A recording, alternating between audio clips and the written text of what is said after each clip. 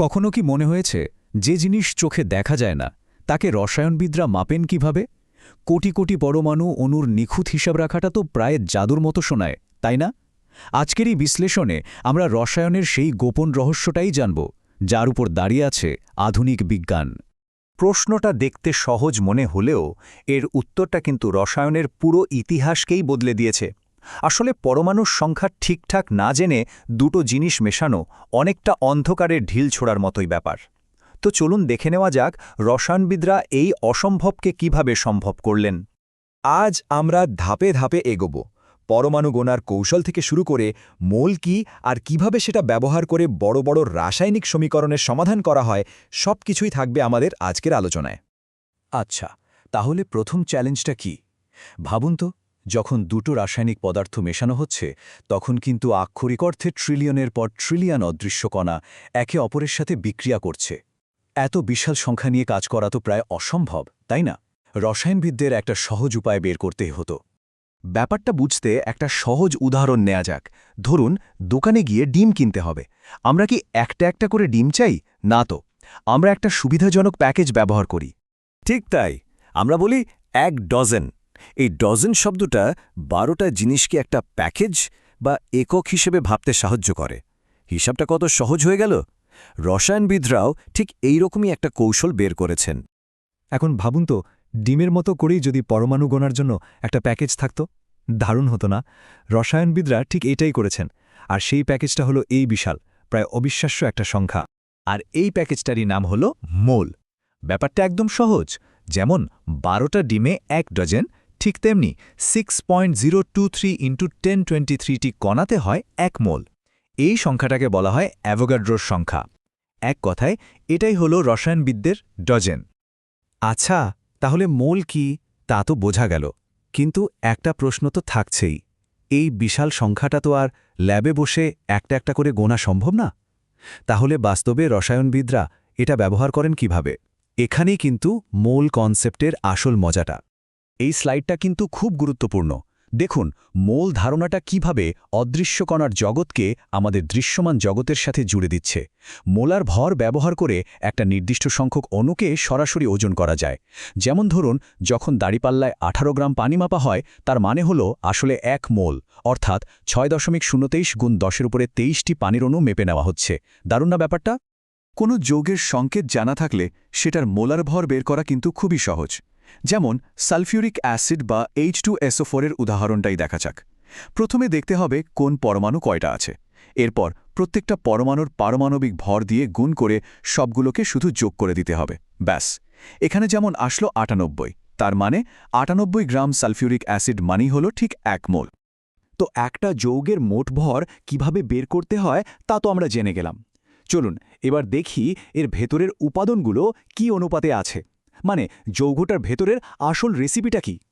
এই চার্টটা দেখুন, কি দারুণভাবে দেখাচ্ছে যে সালফিউরিক অ্যাসিডের মোট ভরের মধ্যে কোন মৌল কতটুকু জায়গা জুড়ে আছে।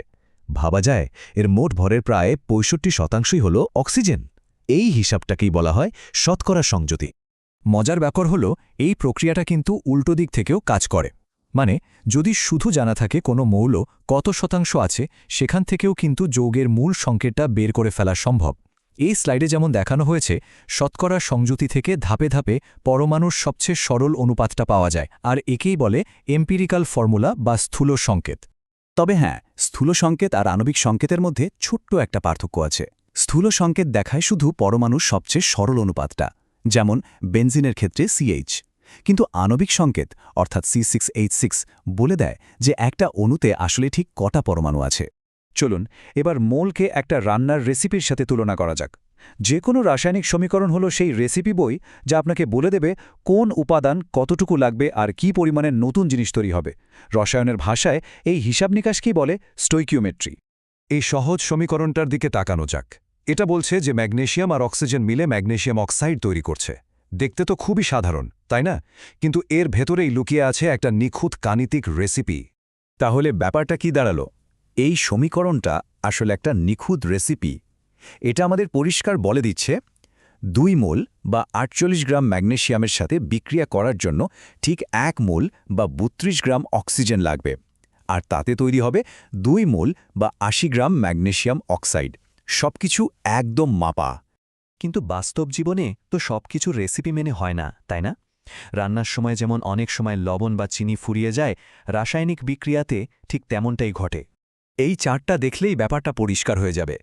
5 গ্রাম হাইড্রোজেনের সাথে পুরোপুরি বিক্রিয়া করার জন্য দরকার 177.5 গ্রাম ক্লোরিন, কিন্তু আমাদের কাছে আছে মাত্র 75 গ্রাম। তার মানে কি? মানে হলো ক্লোরিন তো আগেই শেষ হয়ে যাবে, আর কিছুটা হাইড্রোজেন অবিকৃত থেকে যাবে। আর যে উপাদানটা বিক্রিয়ায় আগে ফুরিয়ে যায় তাকেই বলা হয় লিমিটিং বিক্রিয়ক। কেন? কারণ এটাই ঠিক করে দেয় যে সর্বোচ্চ কী পরিমাণ উৎপাদ তৈরি হতে পারবে। আমাদের এই উদাহরণের ক্ষেত্রে ক্লোরিনই হলো সেই লিমিটিং বিক্রিয়ক। বাস্তবতার আরেকটা দিক হল, ল্যাবে কাজ করতে গেলে কিন্তু কাগজে কলমের হিসাবের সাথে আসল ফল সবসময় মেলে না। ধরুন হিসাব বলছে 3.33 গ্রাম উৎপাদ পাওয়ার কথা, কিন্তু বাস্তবে পাওয়া গেল 3.25 গ্রাম। এই যে পার্থক্যটা, এটার হিসাবকেই বলা হয় পার্সেন্টেজ ইল্ড বা উৎপাদের শতকরা পরিমাণ। এক্ষেত্রে যা হলো 97.6%। এখন চলুন দেখি এতক্ষণ যা যা আলোচনা হলো সবকিছু একসাথে একটা বাস্তব কাজে কিভাবে লাগে। যেমন একটা নির্দিষ্ট ঘনমাত্রা দ্রবণ তৈরি করতে গেলেই কিন্তু মোলার ভর, মোল থেকে গ্রামে রূপান্তর আর নিখুঁত পরিমাপ, এই সব ধারণাই একসাথে কাজে লাগাতে হয়। তাহলে একবার ভাবুন, শুধু একটা সংখ্যা আর মোল নামের একটা ধারণা, এটুকুই রসায়নবিদদের হাতে তুলে দিয়েছে প্রকৃতির অণুপরমাণুকে নিয়ন্ত্রণ করার অভাবনীয় ক্ষমতা। নতুন ওষুধ তৈরি থেকে শুরু করে অত্যাধুনিক সব পদার্থ, সবকিছুর পেছনেই কিন্তু রয়েছে এই নিখুঁত হিসাব নিকাশ। এই নির্ভুলতার উপর ভর করে রসায়নের ভবিষ্যৎ তাহলে কোথায় গিয়ে দাঁড়াবে? অণু তৈরির এই ক্ষমতা কাজে লাগিয়ে সামনে আর কি অবিশ্বাস্য জিনিস তৈরি করা সম্ভব হতে পারে? এটা কিন্তু ভাবনার বিষয়।